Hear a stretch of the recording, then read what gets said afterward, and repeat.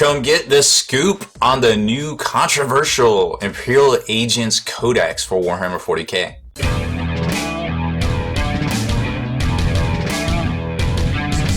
Spiky bits.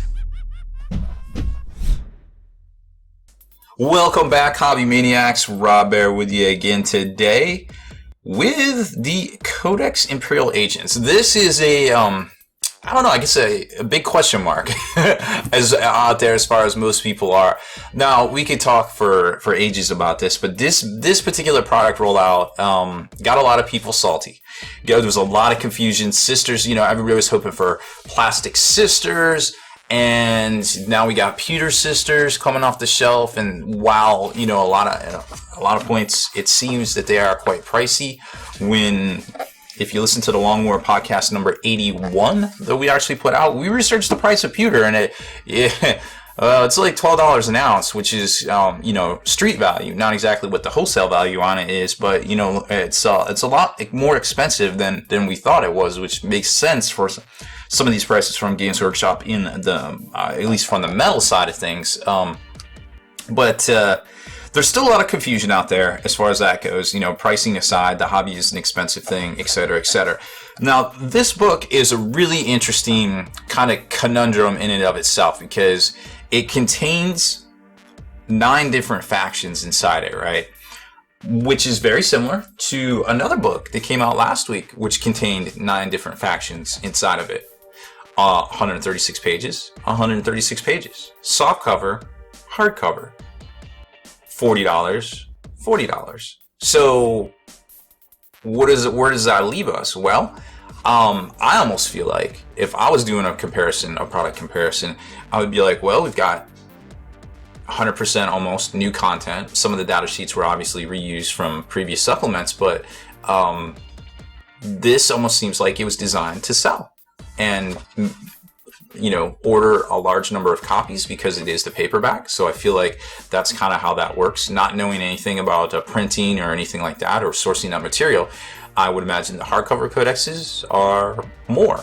And if you're going to order a hardcover, I would imagine that they're going to cost more. So perhaps you don't order as many. So maybe Games Workshop didn't expect to sell as many of these, and that's why they're in the hardcover.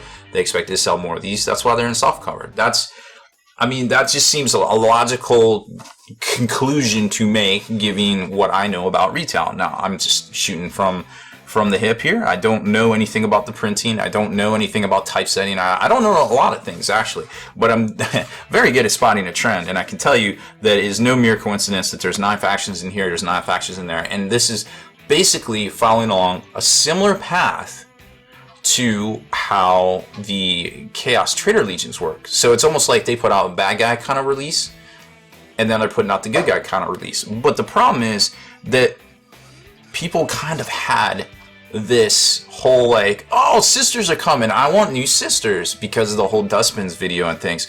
So I feel like people's expectations could have been managed a little bit better in this particular instance.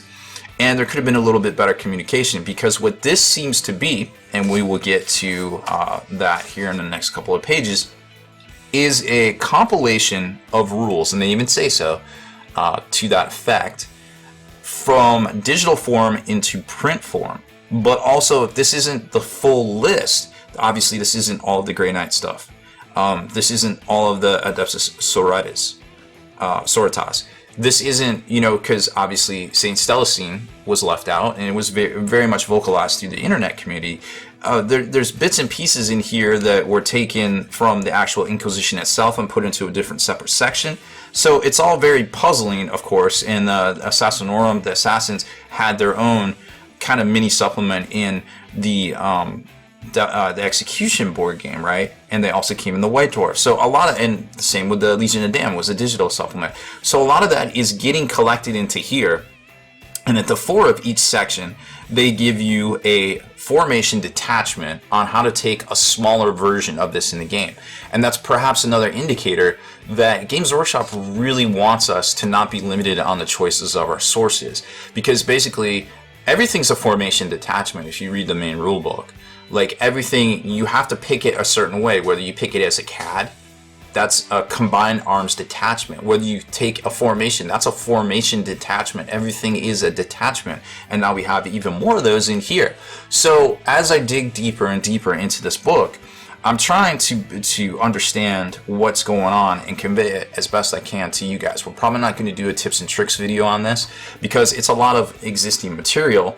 The majority of it actually is existing. I actually haven't found anything that's new specifically in here besides the new Battle Sister miniature, which isn't in here. So I haven't dug through it a lot because I just got my hands on it. It's the weekend. We're going into the holidays. We're probably not going to do a tips and tricks video on this. So we're going to spend a little bit more time today going over all of this because there was a lot of false and maybe not false information, but a lot of confusing statements and things put out last week by some of the reviewers of the preview copies. And I'm going to do my best here, folks, to go over this and get it out there in an easily digestible format for you all. First off, I love this iconic piece of Swineland art. Now, this actually is the piece of art that is on the limited edition codex, or the limited edition rulebook in foil right here. And this is obviously seen better days, but it's a great piece of artwork. I would love a poster like this. If they ever offer one, somebody please message me because I want to buy it. So it's basically like the battlefield and some Warlord Titans and a priest running across, and then the Astartes right there, some cherubs, and culminating in the top here, the Eternity Gate going into the Emperor on top of the Golden Throne at the very top of the image. So it's just a great iconic piece of artwork that I really, really love. I'd love to see that on the cover of a codex, but you know, I'll settle for it on the cover of the rulebook, right? And then it gets into the fluffy sections, which I guess we should do breakdown of. So there's basically the fluff section where it explains what all these factions are and who they are and where they fit in the Warhammer 40,000, the M41 mythos, right? Then it gets into the Warriors of the Emperor, which is, of course, your beautifully painted miniature section to get those hoppy juices going. And then it dumps us into all the rules section, which is the majority of the book from page 24 to 136.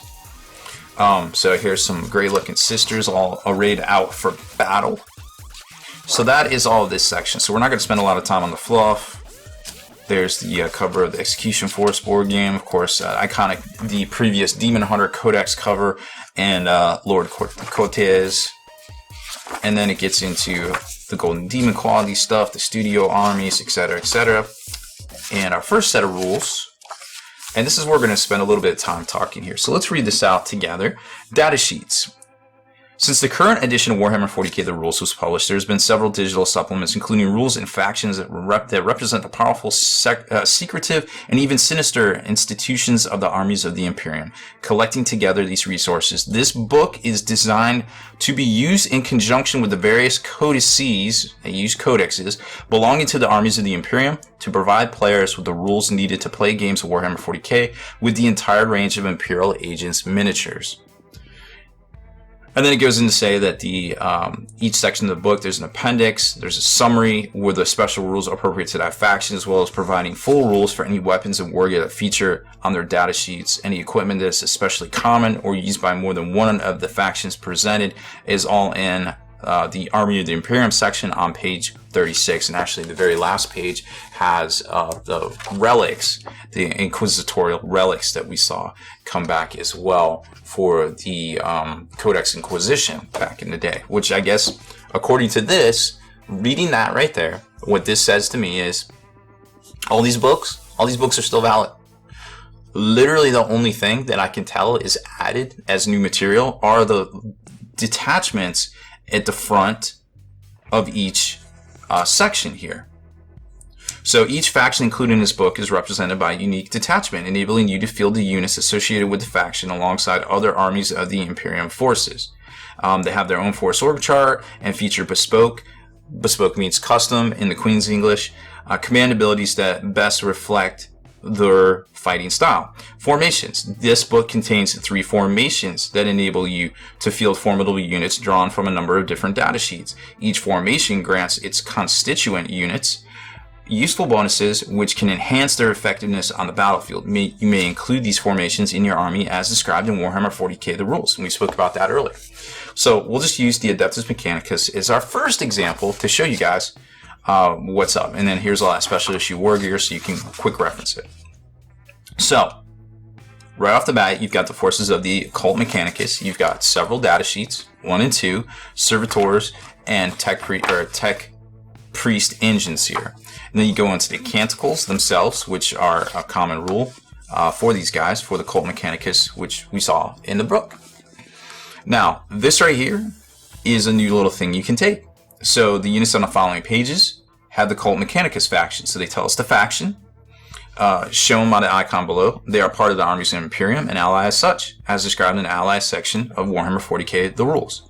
So that basically tells you how you can fit these guys into there. So not only do they count as Cult Mechanicus, so if you're playing a Cult Mechanicus CAD, hey, now you have this as a HQ and this as an elite, which I'm pretty sure that there are already those force organizations in those books. All right, so then you've got this special little Engine Seer congregation formation that you could take, like say you're taking a CAD of something else, like Grey Knights or whatever. Well, now, if say you just want an Engine Seer to just like hide behind your Land Raiders and fix them, well, you can do that instead of having to take a whole CAD or a whole formation. And that's where I think this book excels, is because it allows you to play with miniatures that you might just want to pick up for your collection and paint like one-offs.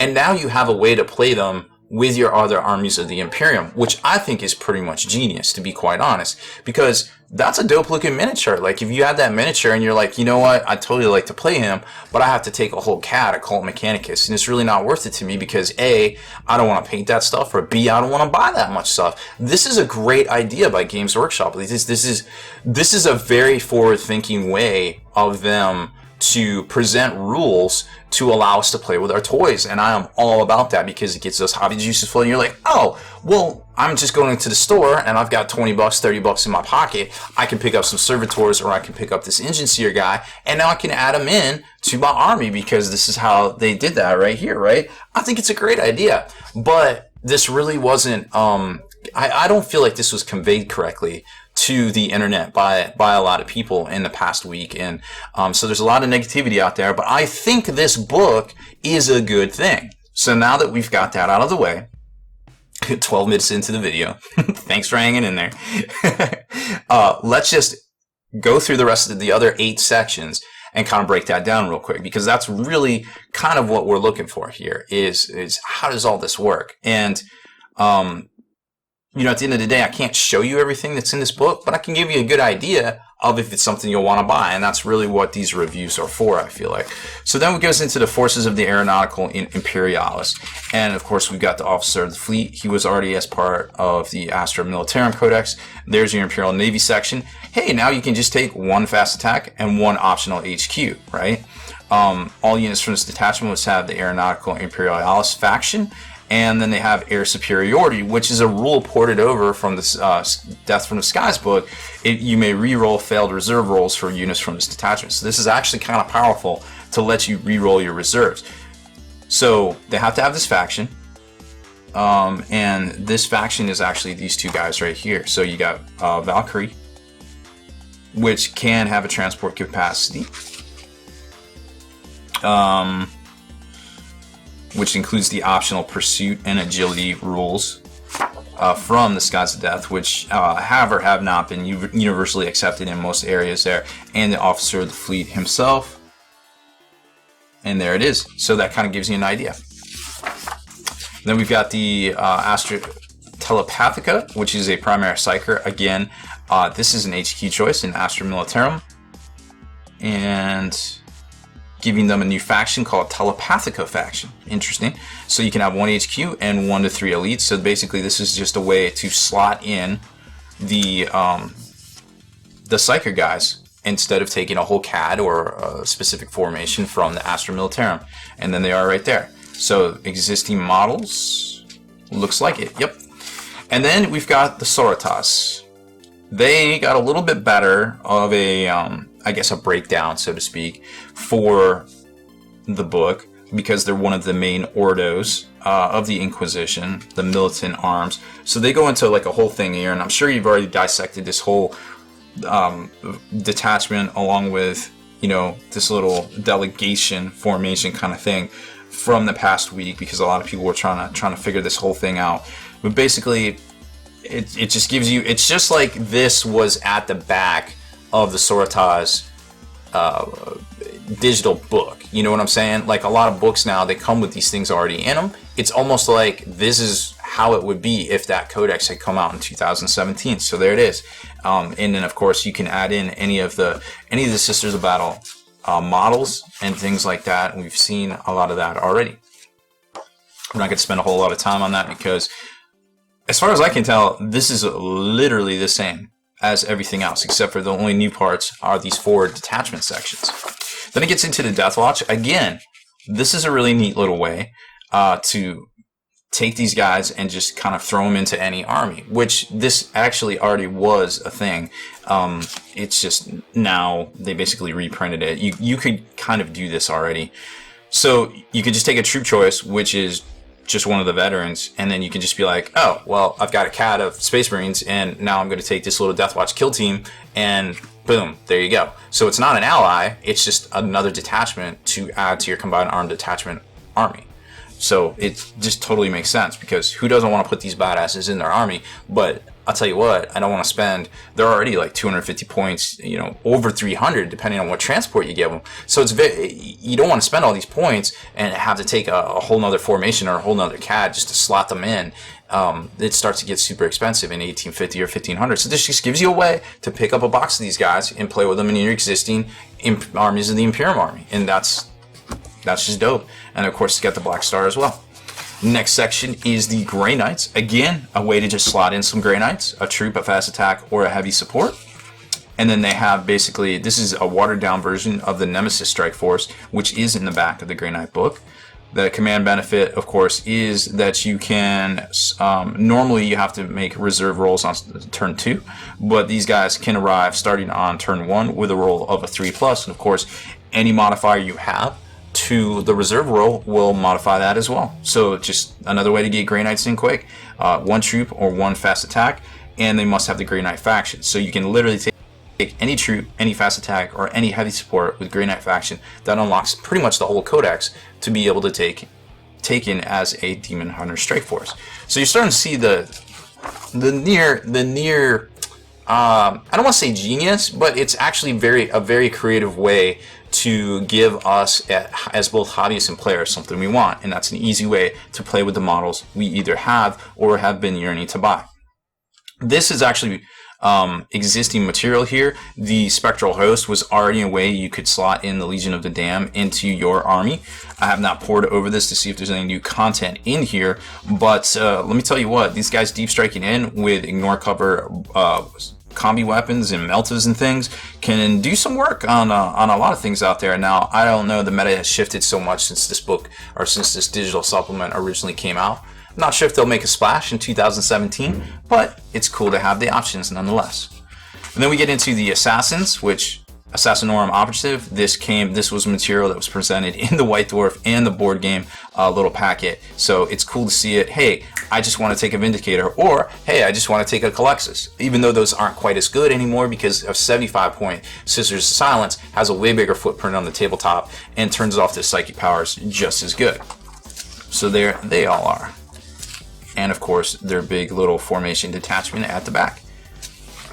War gear and things we've already seen. And then it gets into the Inquisition, which fills out the brunt or the bulk of the rest of the armor. Again, very similar, actually the same exact thing. This was the way you would slot in. A lot of top players slotted in those Xenos Inquisitors to get the Liber Heresius or, you know, the Servo Skulls. Now, the Servo Skulls are not in here, but take a look at this.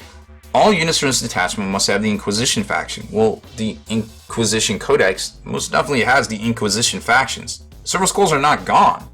You can still play with Servo Skulls. Like, they're not invalidated as far as I can tell. You take this Inquisitorial Representative Formation detachment, which is the same thing that's in the Inquisitorial book itself. It's the same thing. Like, you slot this stuff into your CAD and you're good to go. This book doesn't have Servo Skulls. The other one does. There's really nothing. It's the same. Until the book is replaced with a second edition printing, if they ever do that, you can still have all that stuff. It's just not in here. It's not commonly shared material, like it said at the beginning of the book that I read to you verbatim. So I wouldn't sweat that too much. I know a lot of top tier players are worried about that, but I don't see why you can't take them, to be quite honest. And then it gets to the back where all your appendices and things like that, stuff we've seen in the past, and a lot of shared war gear and relics and things like I read to you at the beginning of the rules section. So there it is. Hopefully I've done my due diligence for you all out there, because there's a lot of material. But again, it's a lot of the same material that is already available in digital format, like they alluded to in the introduction there. So I think we're all good. I don't think there's anything to be super worried about. Nothing has really changed. Nothing got nerfed. Nothing went away as far as I can tell. Everything is still valid. We have new rules and new creative ways to play with the miniatures that we currently own, which I think is an amazing thing in 2017 in this great hobby. So let's all breathe a sigh of collective relief over this book, because it has been quite a wild ride this week on the internet. So questions, comments, concerns, you name it, just drop it in the comments below and I will try to answer them all.